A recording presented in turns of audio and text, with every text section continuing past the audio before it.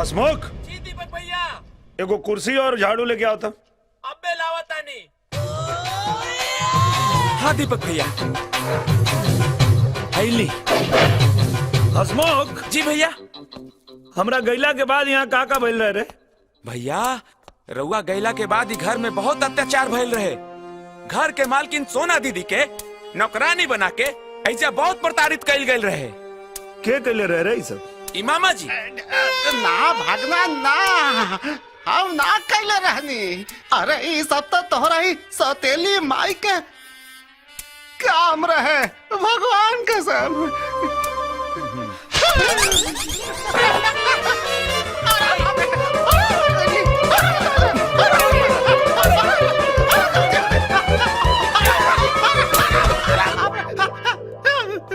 हसमुख जी भैया। आज के बाद ही घर में झाड़ू पोछा तू लोग ना करवा। जी भैया। ई करिए। अब भैया हाँ। दिन भर में 5 बार खाना मांगेला खाए खातिर। अच्छा, जी भैया। आज से इनके सुबह शाम 2 रोटी और प्याज दा। ठीक बा। और काम करे से पीछे हटे जी। तो एक बेरा के रोटी बंद। ठीक बा। चला शुरू हो जा, शुरू हो जा। हाँ और का भइल रहे यहाँ? भैया ई बरजेसवा बड़का भिखारी बा। एकरा लागत घर में जगह ना रहे तो अपन सारा बोरिया बिस्तर बांध के राउर रूम पे कब्जा कर लेले बा।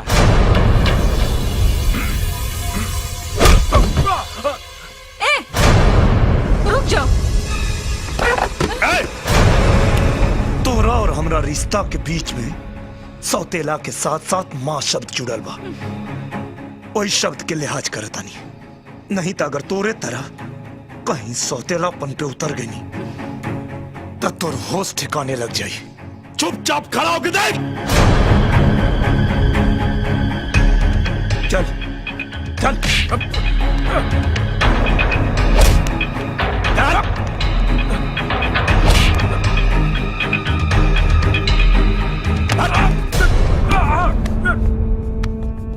फटाफट सामान समेट और निकल यहाँ से। स्मोक सामान रख। ए तार बाप के नौकर हैं का? हम दीपक भैया के नौकर हैं। चल फटाफट निकल।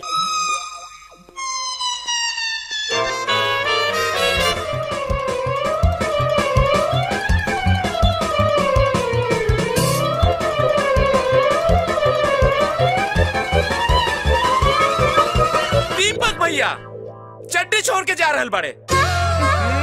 पास मारा था। ये अपन बदबूदार चड्डी भी ले जाए यहाँ से। हाँ।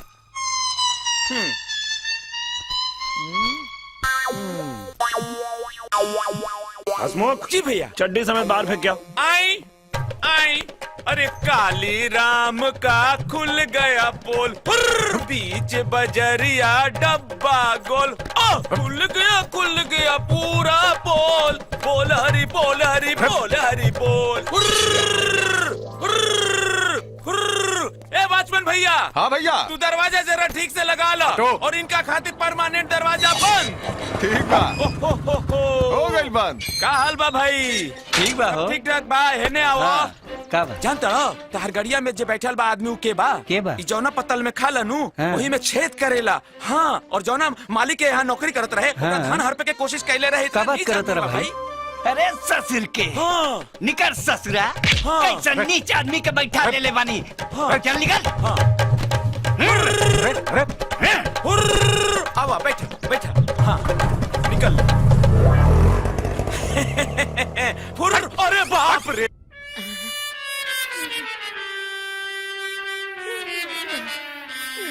ए मामा जी ठीक से काम करी। अरे हमरा खातिर ले आइल हवे का? ये चुप रहा तू। ई सब दीपक भैया खातिर लेके जाता नहीं। अरे रुका रुका, अरे तानी मानी हमरो के दे दे रे। ए तू अपन गंदा हाथ से मत छुआ मामा। ई हमर खीर पूरी लस्सी सब गंदा हो जाई। खीर, लस्सी, पूरी।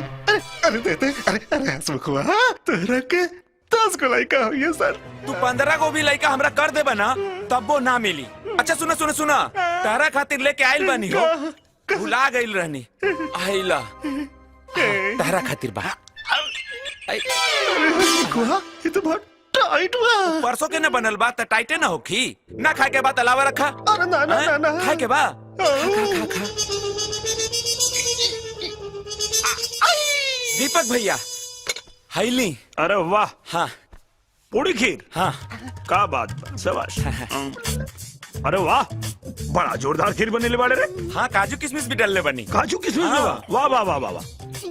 हा यही से इतना स्वादिष्ट बनल बा। हाँ लस्सी भी बा। हाँ वाह केसर डालने बनी। वाह रे हसमुख, अरे यार तू तो इनाम देवे लाख लस्सी बनैले बाड़े, एक नंबर, वाह शाबाश। कमाल कमाल कमाल। ए मामा का जा काम करा। बहुत बढ़िया बा, बहुत बढ़िया, शाबाश। मामा जी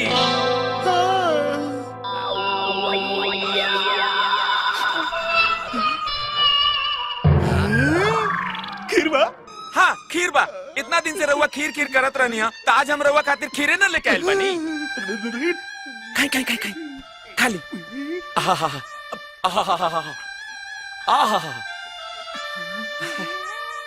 वाह हसमुख वाह वाह, ते आज हमारा दिल खुश कर देले। हनु तोरा के हमार आशीर्वाद बा। अच्छा, ठीक बा। तोरा के खूब निमन कन्या मिले। अच्छा खाई। एगो बात पूछी हसमुखवा। पूछी खाते खाते पूछी। हाँ पूछी। का बात बा? तू आज हमरा ऊपर बड़ा मेहरबान बा। अरे मेहरबानी के कोनो बात नहीं खे। ई खीरवा हम फेंके जात रहनी हाँ। काहे? अरे का बताई, कुतवा ना चाट ले रहे। अच्छा अरे तू हमरा के कुकुर के जूठा खिला देले। मामा ई डिबुआ ना फेंकी महाराज। यही डिबुआ में ना हम मैदान जाता नहीं तो पानी लेके जाता नहीं। अरे हसमुखवा ते हमरा के अपन पंचोला डब्बा में कीर किया देले।